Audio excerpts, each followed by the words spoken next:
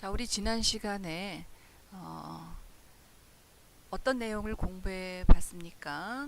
이제 문기가 삼촌의 꾸중을 듣고 쌍안경과 공을 버린 후 남은 돈을 고깃갓집 앞마당에 던지는 전개 부분까지 공부했죠.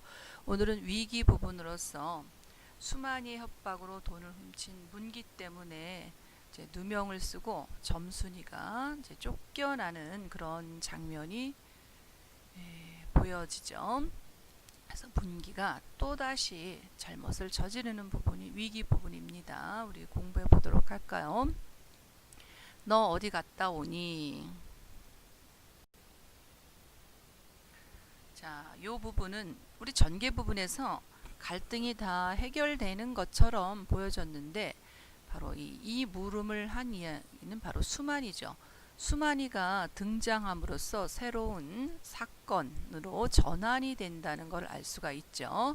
그리고 굉장히 이 문기 어깨에 팔 하나를 걸고 이렇게 말을 거는 이 수만이의 행동을 통해서 수만이가 이제 문기하고 굉장히 친밀하다, 친밀감을 드러나는 행동을 보인다는 것을 알 수가 있죠. 그러면서 이제 환등틀을 사러 가자고 이제 이야기하는 장면이 나오게 되죠. 그런데 난 싫다라고 문기가 이야기를 하죠. 환등틀을 약조한 대로 사러 가자고 이야기했는데 난 싫다. 자, 문기의 굉장히 단호한 태도가 보이죠. 문기는 단호하게 싫다라고 이야기를 했어요. 그랬더니 수만이가 싫다라는 말의 의미를 이해를 못했죠. 환등틀 사기 싫단 말이야. 이런 말, 문기의 의도를 제대로 읽지 못하는 그런 수만이의 모습이 담겨 있죠. 그래서 나 돈 가진 거 없다 이런 이야기를 하죠.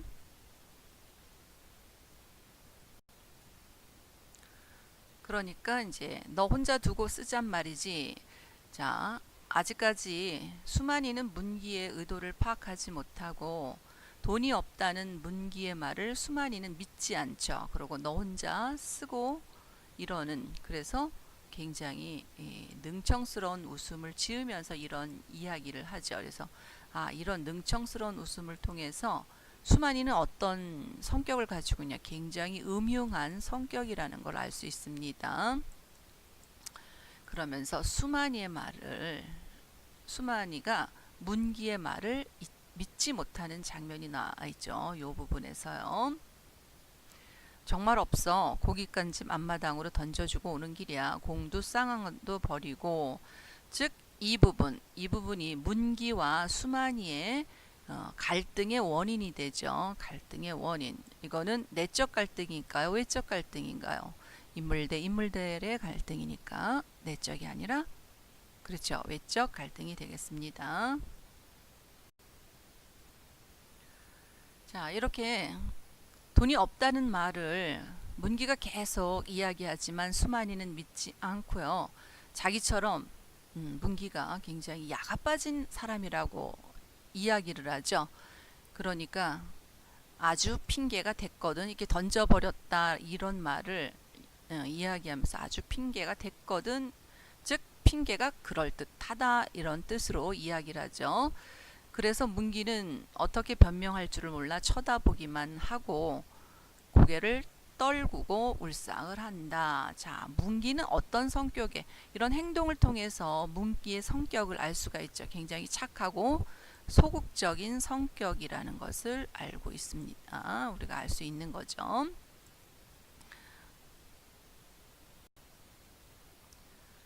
자, 수만이는 문기의 말을 믿지 못하다가 계속해서 없다는 말을 하니까, 자, 갈등이 바로 행동으로 드러나죠. 멱살을 잡는다죠. 이거 행동이죠, 그죠? 갈등이 행동으로 나타나는 부분을 골라라 하면은 이 부분을 고르면 되겠습니다.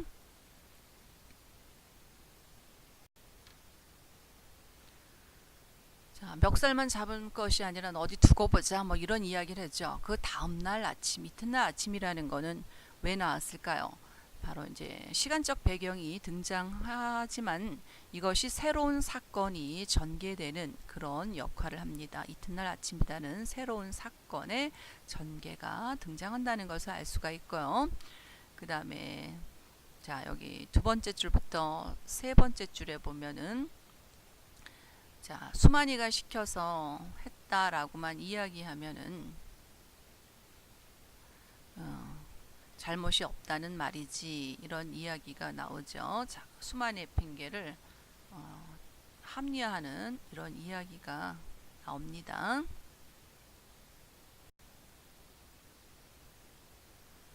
자, 아까 선생님이 수만이가 했다, 잘못이 없다, 이거는 위기 부분에 나오는 것이 아니라 전개 부분에 나오는 이야기죠. 자, 여기 보면은 누구누구 했다라고 이렇게 쓰여져 있는데요. 이 누구누구 했다라는 것이 사실은 누구를 암시를 했냐면 문기를 암시하면서 이 뭐뭐뭐를 했다라는 거, 김문기는 하고 그 밑에 이제 이렇게 동그라미를 치면서 했다, 뭐뭐뭐를 했다, 뭐뭐뭐를 했다라는 것은 자, 옳은 일일까요? 옳지 않은 일일까요? 그렇죠. 옳지 않은 일을 했다는 것을 암시하죠. 김문기는 동그라미 했다라고 해서 그 김문기하고는 하고서 그 밑에다 이렇게 동그라미를 했다라고 쓰여진 거는 옳지 않은 일을 했음을 암시하는 말이 되겠습니다. 그래서 모자를 벗어서 어떻게 했습니까? 이름자만 지워버렸다. 왜? 뭐뭐뭐 했다라는 거는 알 수가 없는 거고, 본인의 이름을 지워버린다는 건 남이 볼까봐 두려워하는 마음 때문에 이제 얼른 지웠죠. 그 다음에 24쪽의 맨 끝에를 한번 살펴보실까요? 자, 이렇게 이제 소문이 나면은 어떻게 될까요? 굉장히 수만이는 문기를 계속해서 협박을 하죠. 자, 소문이 나면은 첫째, 학교에서 쫓겨날 것이요. 소문의 결과 일이 되겠죠.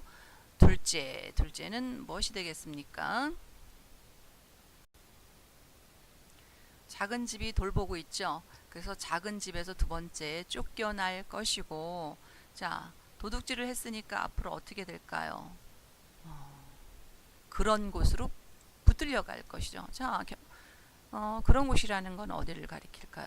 그렇죠. 경찰서죠. 경찰서로 붙잡혀 갈 것이다. 그래서 소문의 결과가 세 가지가 나와 있고, 결국은 문기는 굉장히 절망감과 불안감에 떨게 되죠. 그래서 앞이 어떻게 캄캄하게 바뀌게 되는 거죠. 자, 문기는 실로 앞이 캄캄했다.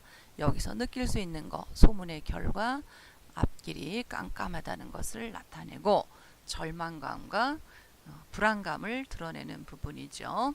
그래서 그 협박을 계속해서 당하고 있다는 것입니다.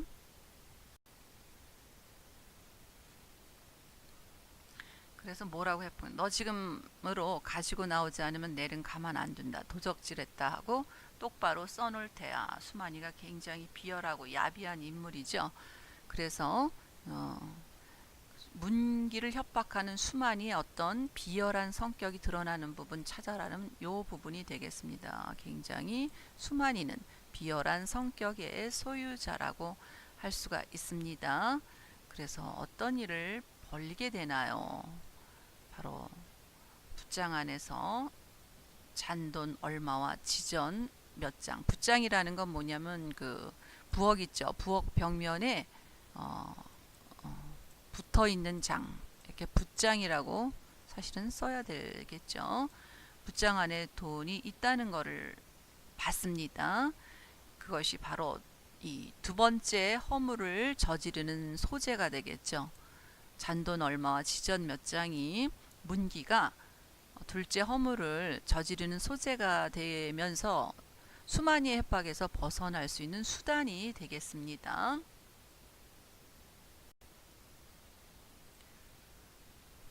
자, 두 번째 허물은 꼭 집어서 이야기하면 뭐냐? 문기가 붓장 안의 돈을 훔친 일이 바로 두 번째 허물이 되겠죠. 그래서 바로 이 문기는 네 거리를 가고 또 하나를 걸으면 차차 어떻게 되겠습니까? 풀이 준 거죠. 왜? 지금 돈을 훔쳐가지고 수만이 얼굴에다 돈을 던져주고 돌아오는 길이 되겠죠. 자, 풀이 죽는다라는 것이 의미하는 건 뭐냐? 자신이 또다시 잘못을 저지른 것을 사실은 깨닫고 기운이 없어졌죠. 옳지 않은 일을 했는데 기운이 펄펄 난다면 아주 나쁜 사람인데, 자, 문기는 그런 사람이 아니었죠. 착하고 소극적인 그런 사람이죠. 그러면서 갚으면 고만 아니냐라고 이야기하는 것은 자신이 이제 죄책감에서 벗어나려고 자신의 행동을 합리화하는 부분이 되겠죠. 자신의 행동을 합리화하는 부분. 그런데 돈을, 자, 없어진 것을 작은 어머니가 알았지만 작은 어머니는 누구라고 생각을 했을까요? 바로 점순이가 훔쳤다라고 생각을 하죠. 그래서 점순이 고년 엉큼한 년이더라. 바로 점순이가 붓장 안에 돈을 훔쳤다고 생각하기 때문에 그렇죠. 자, 이제 숙모는 이제 붓장 안에 돈 못 받니 이러면서 학교에서 지금 애가 알겠니 이러면서 이렇게 이야기한다는 것은 바로 점순이가 돈을 훔쳤다고 생각하는 그런 모습이 담겨 있고, 이 부분이 바로 또 문기의 내적 갈등이 점차 커지게 되는 부분이죠. 자신의 잘못을 점순이가 뒤집어 쓰게 되는 거죠. 그런데 이제 그 말이, 점순이가 훔쳤다는 말이 어떻게 됐습니까?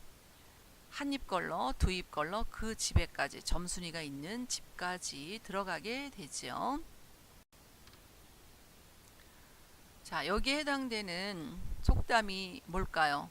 한 입 걸러 두 입 걸러 그 집에까지 들어갔다. 바로 발 없는 말이 천리 간다라는 속담하고 맞아떨어지죠. 그러니까 점순이가 있던 집 여자는 점순이가 도둑이라고 생각하고 쫓아내죠.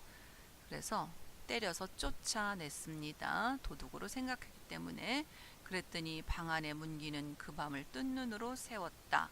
바로 문기는 죄책감과 괴로움 때문에 잠을 이루지 못한다는 것을 알 수 있습니다. 자, 이렇게 문기가 뜬 눈으로 새웠다는 것은 문기는 어떤 갈등을 겪고 있습니까? 내적 갈등이 되겠죠.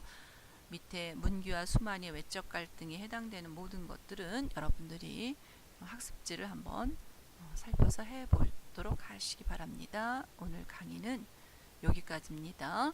그래서 수만이와 문기의 외적 갈등과 문기의 내적 갈등이 위기 부분에 드러나 있었습니다. 여기까지입니다. 이상입니다.